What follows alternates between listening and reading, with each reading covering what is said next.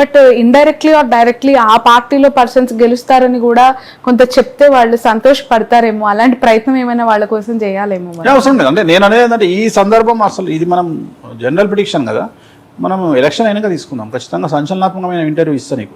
But మీరు on record చెప్పారు last ఇంటర్వ్యూలో ఎలక్షన్ అయినాక జగన్ గారు గెలుస్తారు అండ్ గెలిచిన తర్వాత మళ్ళీ ఇంటర్వ్యూ చేద్దాం అని చెప్పి. బట్ ఇందాక మీరు అన్నారు మేలో మళ్ళీ జాతకం మారుతుంది అని చెప్పి. మిథున రాశిది జగన్మోహన్ రెడ్డిది చాలా మంది దీన్ని ట్రోల్ చేస్తున్నారు యూట్యూబ్ లో కానీ ట్విట్టర్ లో కానీ. నేను అన్న విషయం ఏంటంటే మిథున రాశి జగన్మోహన్ రెడ్డి గారిది ఎలక్షన్ అయిన తర్వాత ఆయన నెగిటివ్ రిజల్ట్స్ ఉంటాయి. గెలుస్తాడు తర్వాత ఎలక్షన్ నేను రిజల్ట్ తర్వాత మాట్లాడుతున్నాను. సో గురువు ఏంలోకి వస్తున్నాడు కాబట్టి అప్పుడు ఏమేమి సమస్యలు ఉంటాయి అంటే ఒక్కొక్క గ్రహం కొన్ని సమస్యలు ఇస్తుంది. సో గురు గ్రహం ఏమేమి ఇస్తుంది, మళ్ళీ పోలీస్ కేసులు అంటారా, కోర్టు కేసులు అంటారా, మళ్ళీ సిబిఐ కేసులు తిరగదొడతారా, మళ్ళీ ఏం చేయాలి అప్పుడు మాట్లాడుకుందాం. మళ్ళీ మనం క్లియర్ గా మాట్లాడుకుందాం, చాలా మంది గురించి మాట్లాడుకుంటాం కాబట్టి అప్పుడు నేను ఇచ్చే కొద్దిగా సంచలనాత్మకమైన. ఈ ఉగాది నుంచి 2 తెలుగు రాష్ట్రాల్లో రాజకీయ ప్రముఖులకు సంబంధించి the good time the bad time ఎవరికి ఉంది అంటే ఏం చెప్తారు? ఆల్మోస్ట్ ఆల్ అందరికీ అంటే బాగానే ఉంది, కానీ తెలంగాణకు సంబంధించి మాత్రం కేటీఆర్ గారు మాత్రం ఖచ్చితంగా సమస్యలు ఉంటాయి. ఆయన జైలుకు వెళ్లే సూచనలు కనిపిస్తా ఉన్నాయి ఈ సంవత్సరం. అంటే ఈ సంవత్సరం అని చెప్పలేను, ఈ ఉగాది సంవత్సరం అంటే 2025 జూన్ లోపు ఆయన జైలుకు వెళ్లే అవకాశాలు ఉన్నాయి కేటీఆర్ గారు 100%. సో అదొకటి. రెండవది బ్యూరోక్రాట్లు అంటే ఏఎస్లు ఐపీఎస్లు ఇంకా అరెస్టు జరిగే అవకాశం కనిపిస్తా ఉంది. ఆల్రెడీ మీ ఇంటర్వ్యూలోనే మనం మాట్లాడుకున్నాం, లాస్ట్ టైం గుర్తుందో లేదో, నెంబర్లతో పేర్లతో సహా చెప్పినాం మనం, అంటే లెటర్స్ తో సహా చెప్పినాం మనం. సో అప్పుడు మనం ఏం మాట్లాడడం, కవిత అరెస్ట్ అయితే నీ ఇంటర్వ్యూలోనే చెప్పిన నేను, అక్టోబర్లో ఇచ్చిన ఇంటర్వ్యూలో జరిగింది. బట్ కేటీఆర్ గారి అరెస్ట్ దేని వల్ల ఉండొచ్చు అని చెప్పలేమమ్మా. గట్ల చెప్తే మన ప్రిడిక్షన్ ఎందుకైతే నేను ఇన్ఫర్మేషన్ ఇప్పటికే నేను చెప్పేటి జనాలు చాలా మంది ఎందుకంటే నేను చెప్పినవన్నీ కూడా జరిగిన తర్వాత చెప్పినట్టుంటాయి, అంటే విశ్లేషణ చేసినట్టుంటది. అందుకని భయపడుతున్నారు ఏంటంటే ఇంత క్లియర్గా ఎట్లా చెప్పగలుగుతున్నాడు, ఇన్ఫర్మేషన్ ఏమైనా ఉందా వీనికి అనే డౌట్ వస్తుంది జనాలకు. సో నిజంగా నాకు ఇప్పుడు నేనైతే దగ్గరున్న అరెస్ట్ చేపిగా కదా, సో ఏ కేసులో పోతుండో నేను చెప్పలేను. సో ఖచ్చితంగా ఆయన కారాగార వాసం అయితే ఉంది కాబట్టి ఆ ఒక్క విషయంలోనే ప్రాబ్లం ఉంది. ఇంకా అంతకు మించి ఇంకా తెలంగాణలో పెద్ద సంచలనాలు ఉండేటువంటి అవకాశాలు అయితే లేవు. రేవంత్ రెడ్డి గారికి అయితే పదవిలో సమస్యలు ఉంటాయి, పదవి గండం ఉండే అవకాశం ఉంది. మేబీ అది ఈ ఇయర్ నెక్స్ట్ ఇయర్ చెప్పలేము, ఖచ్చితంగా సమస్యలు ఉంటాయి. ఇంతకంటే పెద్ద సంచలనాలు నమోదయ్యే అవకాశం లేదు. బట్ 2 తెలుగు రాష్ట్రాల్లో ఒకటి అధికార పార్టీ, మరొకటి ప్రతిపక్ష పార్టీ, చాలా ప్రధానంగా ప్రాంతీయ పార్టీలు ఎక్సెప్ట్ కాంగ్రెస్ చాలా స్ట్రాంగ్ గా ఉన్నాయి. ఇక్కడ బీఆర్ఎస్ పార్టీకి ఎందుకు ఈ పరిస్థితి వచ్చింది? పేరు వల్లనే మనం మాట్లాడుకున్నాం కదమ్మా, బీఆర్ఎస్ అనే పార్టీ. ఎర్రబెల్లి గారు కూడా నిన్న నేనైతే మార్చాలని చెప్పిన పేరు మార్చే సూచనలు ఉన్నాయి అని చెప్పారు. పేరు అనివార్యం అంటారు, అది మారుస్తే మన తట్టుకుంటది పార్టీ, మళ్ళీ నిలబడుతుంది. బీఆర్ఎస్ అయితే మాత్రం ఇక పార్టీ ఉండదు, ఇక ఆ పార్టీ నాశనం అయిపోతుంది మొత్తం. సో అందుకని దాన్ని టీఆర్ఎస్ గా మారిస్తే మంచిది. ఇది నా సలహా అనుకున్నా పర్వాలేదు, ఖచ్చితంగా మార్చే అవకాశాలు కనిపిస్తున్నాయి నాకు కూడా. అంటే నాకు కూడా ఎవరో చెప్పారు, అది నేనే రీజన్ అని కూడా చెప్పారు నాకు. అంటే మీరే చెప్పిండ్రు కదా, నీ ఇంటర్వ్యూలో చెప్పిన గుర్తుంది కదా. సో వేణుస్వామి గారు మీ వల్లనే బీఆర్ఎస్ పార్టీని టీఆర్ఎస్ గా మార్చే అవకాశాలు ఉన్నాయి, మీరే రీజను, మన మీటింగ్ లో కూడా మీ గురించే మాట్లాడుకున్నాము అని చెప్పిన. సో ఇట్లా నమ్మే వాళ్ళు కూడా ఉంటారు, మార్చుకునే వాళ్ళు కూడా ఉంటారు, ఎట్ ది సేమ్ టైం తిట్టే వాళ్ళు ఉంటారు. సో నేను అదే చెప్తున్నా, చెరువు మీద కడుక్కోకపోతే నాకు వచ్చే నష్టం ఏం లేదు. వేణుస్వామి దుకాణం బంద్ చేయమంటే ఇలా దుకాణం బంద్ చేస్తాడు, రేపటి నుండి దందా చేసుకుంటాడు, మటన్ కొట్టు పెట్టుకుంటాడు, చికెన్ కొట్టు పెట్టుకుంటాడు, మందు కొట్టు పెట్టుకుంటాడు. I'm ready to business anything, ఏదైనా చేసుకుంటా, రియల్ ఎస్టేట్ చేసుకుంటా, నాకు వచ్చే భయం ఏం లేదు. చాలా మంది నన్ను ఫైనాన్షియల్ కొడదాం అనుకుంటున్నా, అది మీ జన్మ ఇంకా 100 జన్మలు ఎత్తినా మీ వల్ల కాదు, 100 జన్మలు ఎత్తినా నన్ను ట్రోల్ చేసిన అయితే నాకు ఎంజాయ్ చేస్తా.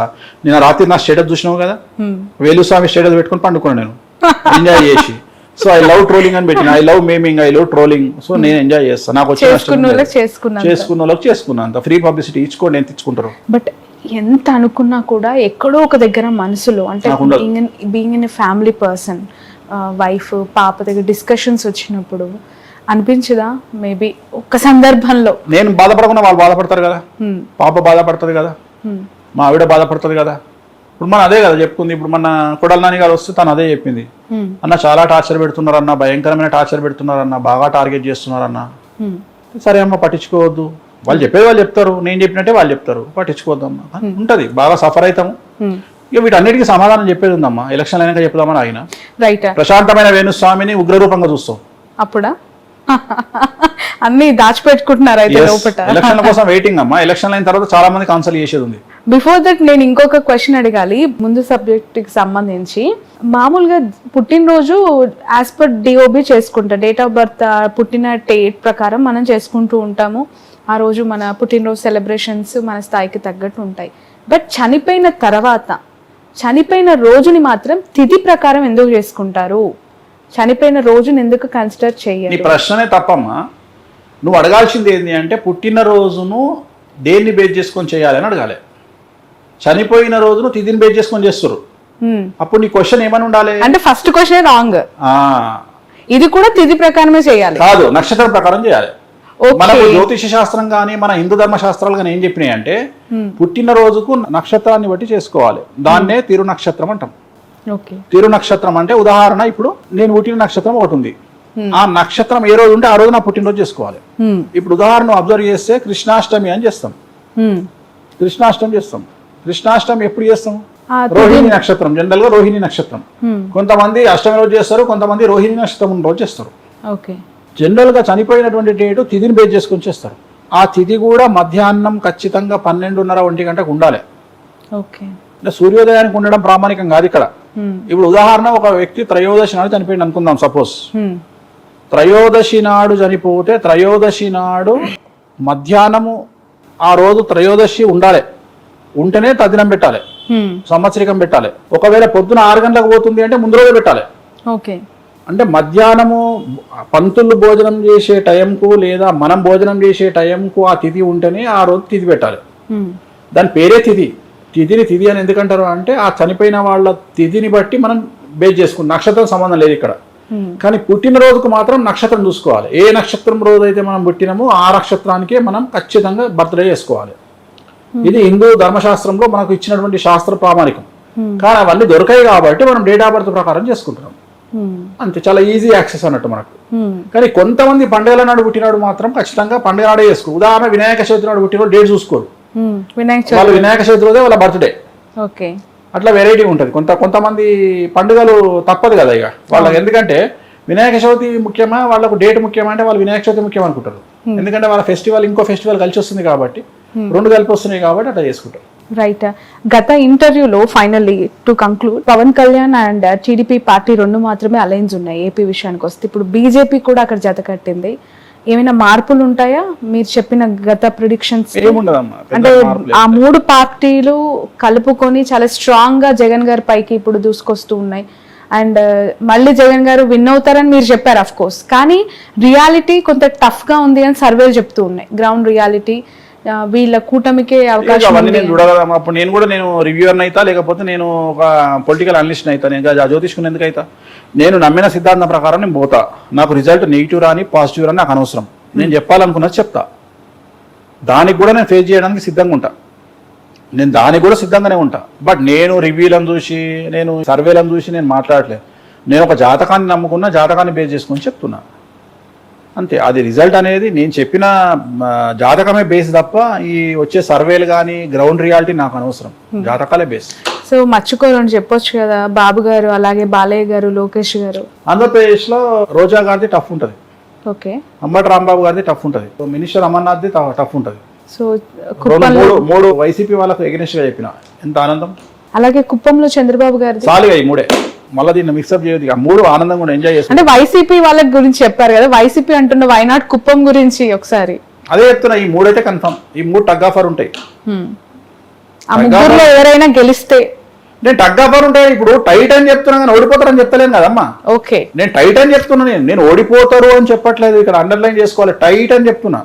ఎట్లయితే అందరు అదే చెప్తున్నారో నేను కూడా అదే చెప్తున్నా. ఇప్పుడు ఆంధ్రప్రదేశ్లో ఒక 79 సీట్లు వన్ సైడ్ ఉంటాయి. 79 అంటే ఇంచుమించు 80 సీట్లు అనుకో. 80 సీట్లు వన్ సైడ్ ఉంటాయి. 80 పోతే ఇంకా ఇంచుమించు 95 సీట్లలో ఒక 35 సీట్స్ టఫ్ ఉంటాయి. మిగిలిన ఇంకో పార్టీకి ఉంటాయి. రైట్. One more question. నెల్లూరుకి సంబంధించి చాలా మంది రెడ్డి కమ్యూనిటీ లీడర్స్ టీడీపీలోకి వచ్చారు కదా, బట్ ఇప్పుడు అక్కడ విజయసాయి రెడ్డి గారు బరిలో నిల్చున్నారు ఎంపీ క్యాండిడేట్ గా. ఎలా అనిపిస్తుంది? నిన్న జగన్మోహన్ రెడ్డి గారు చాలా ప్రత్యేకంగా అక్కడ ఒక డే అంతా కేటాయించారు. డే లాంగ్ అక్కడే ఉండి ఆ లీడర్స్ తో ఎమర్జ్ అయ్యి మీటింగ్స్ కూడా కండక్ట్ చేశారు. ఆ జిల్లా ప్రభావం విజయసాయి రెడ్డి గారి ఒక 10% ఎడ్జ్ ఉంటుంది విజయసాయి రెడ్డి గారికి. ఓకే. వేమిరెడ్డి ప్రభాకర్ రెడ్డి గారి మీద కంపేర్ చేస్తే ఆయన అనుకుంటా కదా. అవును, వేమిరెడ్డి గారు ఆయన రీసెంట్ గా వైసీపీ నుంచి జాతకాన్ని బట్టి మాట్లాడుతున్నా. అందుకనే పేరు మాట్లాడినా. ఆయన జాతకం తెలుసు కాబట్టి, 2 జాతకాలు తెలుసు కాబట్టి ఒక 10% ఎడ్జ్ ఉంటుంది విజయసాయి రెడ్డి గారికి. విజయసాయి రెడ్డికి ఎడ్జ్ ఉంటుంది. మిమ్మల్ని ఒక క్వశ్చన్ అడగాలి. అంటే మీ అభిప్రాయం ఏంటి అనేది.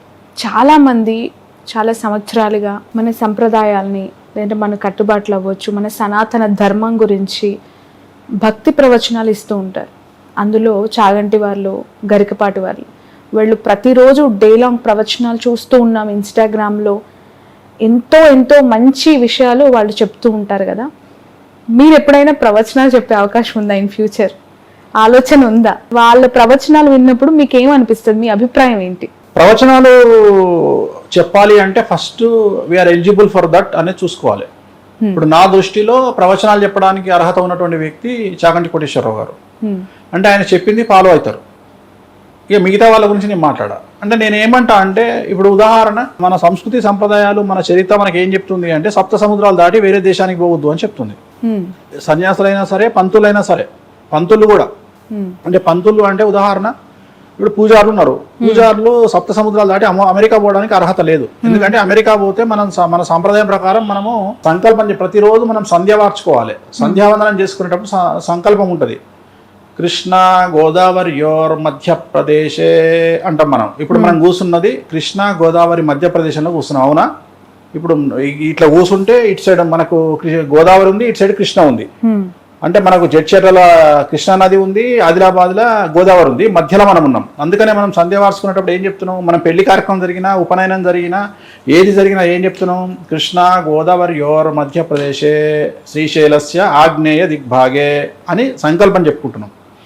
అమెరికాకు పోతే ఏమని చెప్తావు? నార్త్ కేరళీనా దిగ్భాగే ఆస్టిన్ గ్రహమే ఏం చెప్తావు? అంటే నీకు అమెరికా దేశంకి పోతే నువ్వు అసలు పూజలకే పనికిరావు. కానీ ఇప్పుడు మొత్తం జనాలందరూ అమెరికా పోవడానికి ప్రయత్నిస్తారు. పంతులు కూడా, పంతులు, సన్యాసులు, హిందూ మత ప్రచారకులు అందరూ పోతారు. సో దేశ కాలమాన పరిస్థితులను బేరీజ్ వేసుకొని ఓవర్కమ్ అయి వీళ్ళు పోతున్నారు. సో వీటి గురించి మాట్లాడే రైట్స్ వీళ్ళకి లేవు. అట్లనే మనం ఏదైనా తప్పు చేస్తే వాటి గురించి మాట్లాడే రైట్స్ వాళ్ళకి లేవు. సో వామాచారానికి సంబంధించిన వ్యక్తిగా, నాన్ వెజ్ లిక్కరు లేకుండా పూజలు చేయనటువంటి వ్యక్తిగా, ఓకే, ఆ రెండూ లేకుండా పూజలు చేయలేని స్థాయిలో ఉన్న నేను ఇప్పుడు నువ్వు చెప్పినటువంటి వాటికి దూరం. ఓకే, నేను వీటి గురించి మాట్లాడే రైట్స్ నాకు లేవు. ఎందుకంటే నేను పులసలాంటోని, రెగ్యులర్ చేప, బొచ్చే అట్లాంటి చేప కాదు, నేను కొర్రమట చేప కాదు, నేను పులసలాంటోని, గోదావరి వాటర్కి అపోజిట్ డైరెక్షన్లో పోయేటోని. సో అందుకని చాలా రేర్గా ఉంటాయి ఇవి. సో అట్లనే నేను కూడా అంతే, ఆస్ట్రాలజీలో బ్రాహ్మణ కమ్యూనిటీలో నేను అంతే, నేను రివర్స్లో పోయేవాడిని. కాబట్టి నేను వీటికి సూట్ అయ్యే వ్యక్తిని కాదు. అది నేను సన్నీ లియోన్, మొదటి చెప్తున్నా కదా, నేను సన్నీ లియోన్ అంటే నా బట్టలు నేనే ఇప్పుకుంటా, వేరేటోకి ఇప్పే అవకాశం ఇయ్యా. వేరే వాడికి నా బట్టలు, వాళ్ళంతా సౌందర్యాలు అంటే వాళ్ళు కుటుంబ కాలక్షేమ, కుటుంబ సినిమాలు చేసుకుంటారు వీళ్ళంతా. బట్ ఏ హీరో దొరకలేదు, సన్నీ లియోన్తో కంపేర్ చేసుకుంటున్నారు. గ్రేట్ కదమ్మా. మనం ఎంత గొప్ప కాకపోతే ఒక పోర్ను స్టార్ను తీసుకొచ్చి చీరలు కట్టి సినిమాలు చూస్తున్నాం. ఒక పోర్న్ స్టార్ కొన్ని వేల వీడియోల్లో పోర్న్ స్టార్ గా చేసిన ఒక అమ్మాయిని తీసుకొచ్చి భారతదేశంలో చీరలు కట్టి మరీ చూసుకుంటున్నాం ఆమెను. ఆమెకు అందరూ వేరే దేశంలో ఉన్నప్పుడు బట్టలు ఇప్పడానికి డబ్బులు ఇస్తే భారతదేశం డబ్బులు కట్టుకోవడానికి బట్టలు ఇస్తుంది. బట్టలు కట్టి డబ్బులు ఇస్తున్నాం మనం ఆమెకు, బట్టలు కట్టి డబ్బులు ఇస్తున్నాం.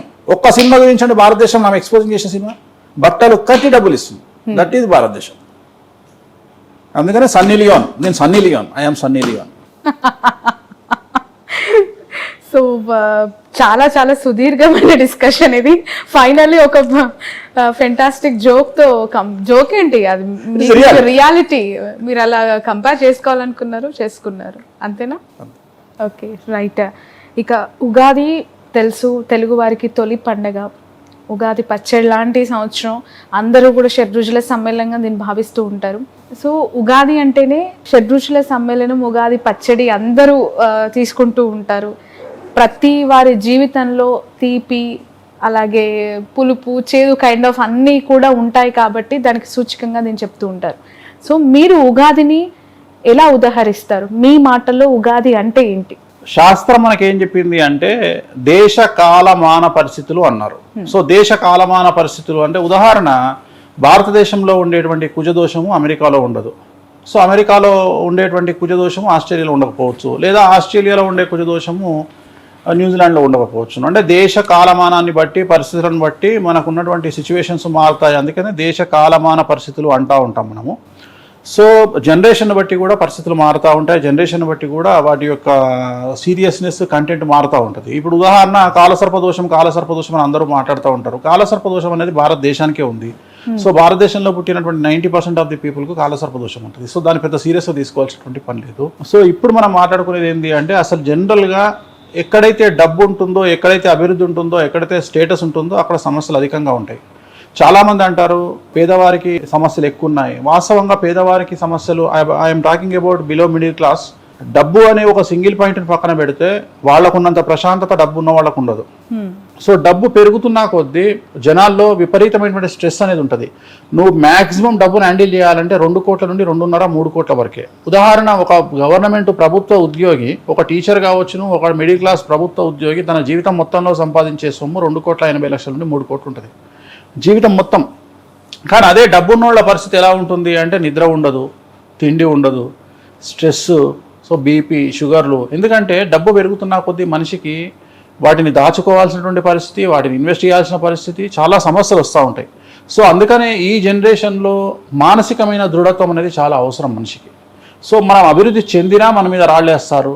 అంటే ఉదాహరణ, ఎగ్జాంపుల్ నేనే ఉన్నా, నేను చెప్పింది ఒక్కటి జరగకపోతే డ్యామేజ్ చేయడానికి 100 మంది రెడీగా ఉంటారు తప్ప చెప్పింది జరిగితే వెన్నుదట్టడానికి ఒక్కడు కూడా ముందు ఉండడు. సో అట్లనే ప్రతి మనిషి జీవితంలో ఒక సమస్య వచ్చినప్పుడు దాన్ని చాలా వరకు జనాలు దాడి చేయడానికి ప్రయత్నం చేస్తారు తప్ప అతన్ని వెన్నుదట్టి ప్రోత్సహించి ఆ సమస్య నుండి బయటికి తీసుకురావడానికి ప్రయత్నం చేయదు మన సమాజం.